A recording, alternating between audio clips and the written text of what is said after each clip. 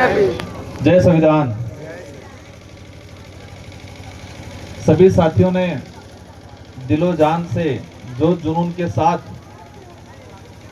मेरा और हमारे साथ में पहुंचे हुए दरियावद विधायक जी, हमारे यहाँ के स्थानीय प्रधान उदयलाल जी खटीक साहब और नीरज जी गुर्जर, धीरज जी के बड़े छोटे भाई, और साथ ही हमारे लोकसभा प्रत्याशी प्रकाश जी भोज, चित्तौड़ से आए हुए गोपाल जी और समस्त पदाधिकारीगण, आप सबका मैं तहे दिल से धन्यवाद देना चाहूंगा कि आपने दिलो जान से जो जुनून के साथ स्वागत किया, उसके लिए तहे दिल से धन्यवाद देना चाहूंगा। मंच पे विराजमान जो हमारे महापुरुष हैं, उनकी प्रतिमाएं हैं, संविधान निर्माता बाबा भीमराव अंबेडकर जी और अबुआ दिसोम अबुआ राज, जल जंगल जमीन के लिए आवाज उठाने वाले बिरसा मुंडा जी, साथ ही देवनारायण जी महाराज, एकलव्य जी, और विशेषकर राणा पूजा भील की प्रतिमा जो आज पहले से अपने लगा हुआ है, लेकिन राणा पूजा भील की जन्म जयंती पर जो 5 तारीख को चला गया कार्यक्रम, लेकिन कार्यक्रम का तारीख सेट नहीं होने की वजह से आज जो 7 तारीख को रखा है, और इस कार्यक्रम में आप सभी जो पहुंचे हुए हैं, आप सभी को मैं तहे दिल से पुनः धन्यवाद देना चाहूंगा। संचालक महोदय कह रहे थे कि राजकुमार जी की एक एक बात को सुनना है। ये भी कह रहे थे कि जनता आतुर है, और इस पंडाल में देख रहा हूं मैं बड़े बुजुर्ग, युवा साथी, माताएं बहनें, नारी शक्ति, सभी इंतजार कर रहे हैं कि राजकुमार जी क्या बोलेंगे। और आप कहीं न कहीं सोशल मीडिया के माध्यम से मेरे विचारों को आप सुनते होंगे। मेरे संसदीय क्षेत्र की जनता, बांसवाड़ा डूंगरपुर ने मुझे सांसद बनाया। इससे पहले 2 बार 84 की जनता ने मुझे विधायक बनाया, और मुझे सौभाग्य मिला कि मुझे पूरे देश के आदिवासी, दलित, पिछड़े, पूरे देश के युवाओं की आवाज बनने का अवसर मिला। और मैं प्रयास करता हूं हमारे देश के हित में, आदिवासी, दलित, पिछड़ों के हित में, और जहां अत्याचार शोषण होता है वहां उनके, जिन पे हो रहा है उनके हित में, उनके साथ खड़े रह के हम लोग आवाज उठाते। लेकिन मैं आज 2-4 बातें थोड़ी थोड़ी कड़वी कहना चाहूंगा, जो पूर्व वक्ताओं ने भी कहा। मैं जैसे गाड़ी से उतरा और सबसे पहले मैंने 2-4 साथियों को डांटना शुरू किया। नेता क्या करते, मीठी मीठी बातें बोलते। मैं जैसे उतरा मैंने 2-4 साथियों को, कई साथियों को डांटा, और इसलिए डांटा कि मुझे अनुशासन नजर नहीं आया। चलना, बैठना, बोलना, ये व्यक्ति को आना जरूरी है। और जब तक आप अनुशासित नहीं रह पाओगे, अनुशासन नहीं सीखोगे, ना आपका परिवार चला सकते हो, ना आपका समाज चला सकते हो, ना आपका घर चला सकते हो। अगर आपके अंदर अनुशासन नहीं है तो आप एक अच्छे नागरिक, अच्छे इंसान होने का परिचय नहीं हो। भील होने की तो बात की बात है। आदिवासी इस देश का मूल मालिक होने की तो बात की बात आएगी, लेकिन आपके अंदर अनुशासन नहीं है तो आप अच्छा एक इंसान नहीं बन सकते। आप अनुशासित नहीं हो तो आपका परिवार नहीं चला सकते हो आज। और हम समाज चलाने की बात कर रहे हैं तो फिर हमको खुद से पहले अनुशासित होना पड़ेगा। मैं देख रहा था हमारे छोटे छोटे बच्चे थे, भाई हुड़दम इधर इधर छोटे बच्चे कहां जाएंगे। मैं देख रहा था कि स्वागत के लिए माताएं बहनें भी होगी खड़ी थी साइड में, बड़ा बुजुर्ग भी था, और युवा साथी धक्का मुक्की करे। वो उस समय बड़ा बुजुर्ग इन महिलाओं के साथ क्या होगा। अभी हुआ, और मेरी बात को आपको बुरा मानना है और उसको गांठ बांधना है, और आने वाले समय में अपने खुद के जीवन में इसको उतारना है और सुधार करना है, तो ही मैं मानूंगा कि हाँ, बिल्कुल भीलवाड़ा के अंदर हमारे भील समाज के युवाओं के अंदर अनुशासन है, एकता है। और जब तक अनुशासन एकता नहीं आएगी आप लड़ नहीं पाओगे। आज हम देख रहे हैं, हम कह रहे हैं, हम सुन रहे हैं, ओ भाई साहब बलराज भील का इतिहास, जिसका नामकरण भीलवाड़ा हुआ, भीलों का वाड़ा के नाम से। और इस मेवाड़ या वागड़ या भील प्रदेश की बात करें तो यहां का जो इतिहास उठा के देखते हैं तो अधिकतर जगह भील समुदाय का नेतृत्व रहा है, राजा रहे। और राजा का अर्थ आज क्या हो गया है? जो बड़ा है, बड़ा मतलब 10 फीट नहीं, 12 फीट का नहीं, जो तानाशाही कर रहा है, जो सत्ता में बैठा हुआ है, या जिसके पास ज्यादा पैसा है, या सबको डराता है, वो आज के समय में, आज के नजरिए से वो ताकतवर है, उसको राजा मानते हैं। राजा का अर्थ हमारे पूर्व साथी ने बताया भी सही, राजा का अर्थ सबके साथ दया, करुणा, प्रेम भावना रखे, सबको समानता की दृष्टि से देखे, सबके साथ न्याय करे। वो राजा का अर्थ हुआ करता था आजादी से पहले, जब भीलों का राज हुआ करता था। जब भील समुदाय से राजा हुआ करते थे, सबको समान दृष्टि से देखते थे। खुद का भाई भी किसी आम जनता के साथ गलत करता तो उसको भी सजा देते थे। यह अर्थ था राजा का। लेकिन होता क्या है, कुछ लोगों ने अपने आप को सुपर मान लिया, और जो मानते हैं उनको कहना चाहूंगा, आज जो सुपरिटी है वो भील समुदाय होता नहीं होता तो नहीं होती।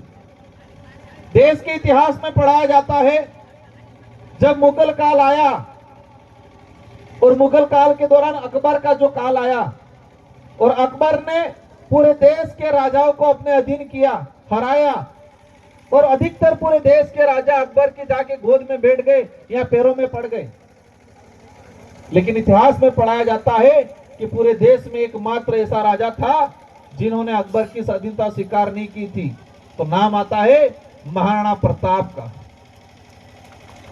और महाराणा प्रताप का नाम आता है, हमें सबको गर्व है इस बात का, लेकिन इसके पीछे की सच्चाई यह है कि महाराणा प्रताप के साथ कौन सी सेना थी, महाराणा प्रताप के साथ कौन से ऐसे हथियार थे जो पूरे देश के राजाओं ने अकबर की अधीनता स्वीकार कर ली, लेकिन महाराणा प्रताप ने नहीं की।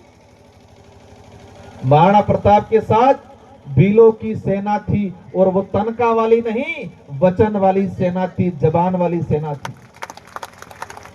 कौन सी सेना थी? भीलों की सेना थी।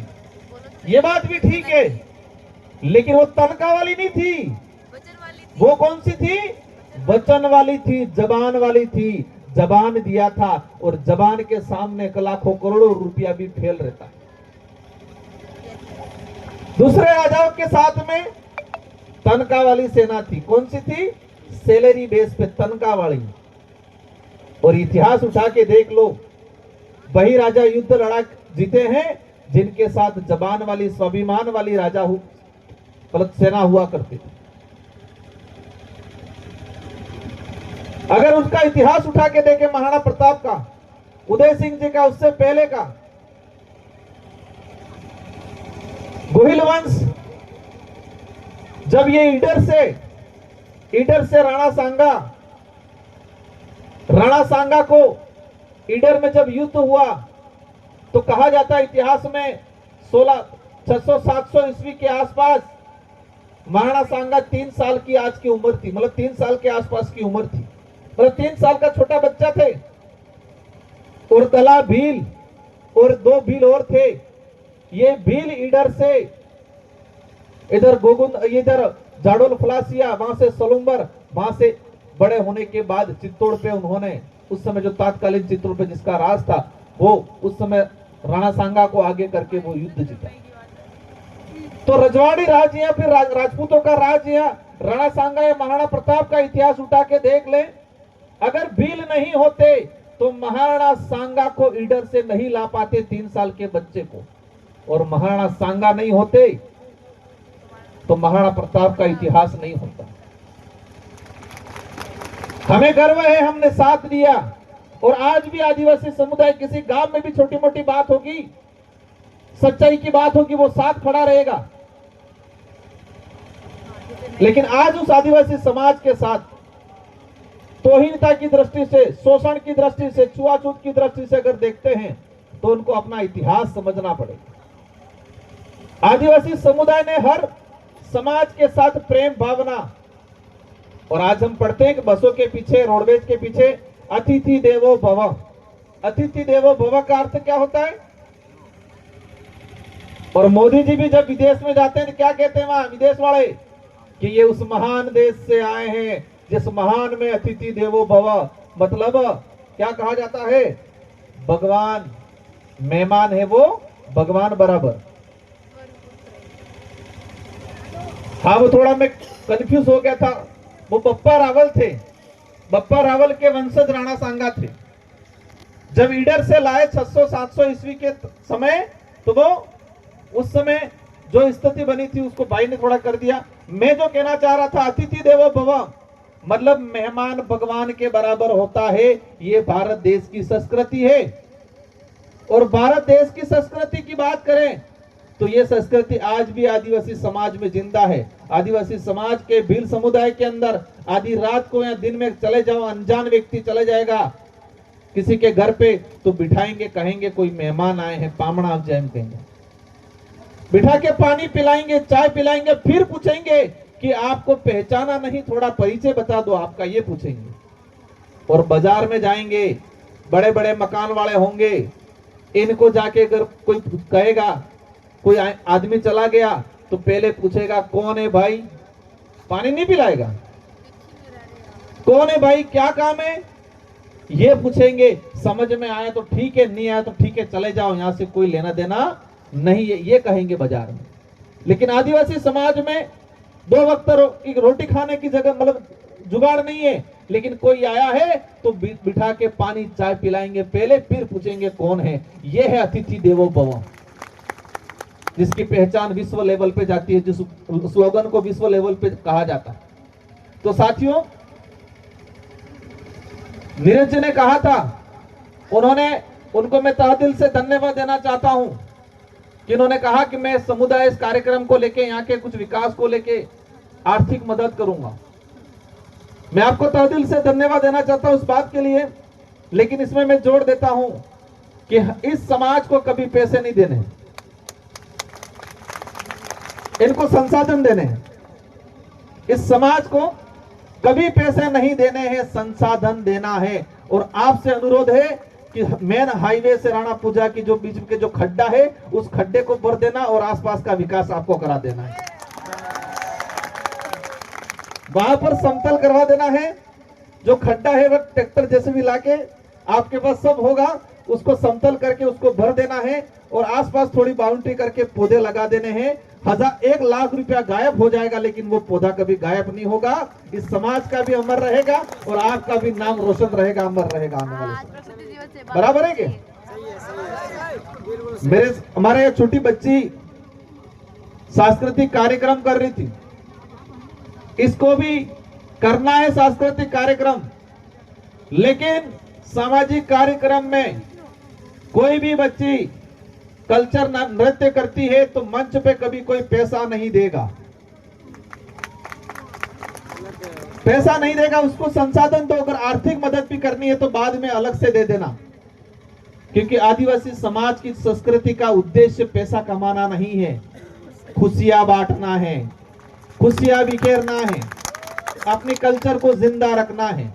तो आगे से कभी भी कोई भी हमारी बहन बेटी नृत्य करती है तो उसको पैसा नहीं देना है मंच पे, उसको संसाधन देने हैं, उसको हौसला देना है, उसके भविष्य निर्माण में आपको जहां जरूरत पड़े वहां जो भी आर्थिक हो वो अलग तरह से करना है, लेकिन मंच पे नहीं करना है। हमारा कल्चर, हमारी संस्कृति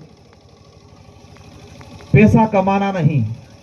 और आदिवासी समुदाय ने पहले धन पूछते थे, आज दिवाली के बाद धनतेरस आती है, धनतेरस आती है क्या? तो पहले धन किसको मानते थे? अनाज को, बैल को, गाय को, भैंस को, बकरियों को, वो धन था। और पहले धनतेरस के समय अनाज को ही पूजते थे, और आज अनाज को नहीं, पैसों को रखते हैं। और जिस दिन से हमने धन का अर्थ अनाज, संपत्ति वो थी, जमीन थी, वो धन था, धरती माँ को पूजते थे, उसको भूल के हम नोटों को पूजना लग गए, तो हम सब रोडों पे आ गए हैं आज। ये वो कहते हैं कि राजा थे, राजा से रंग कैसे बने, रंग ऐसे ही बने हैं। कोई भी पार्टी होगी, कोई भी नेता होगा, अगर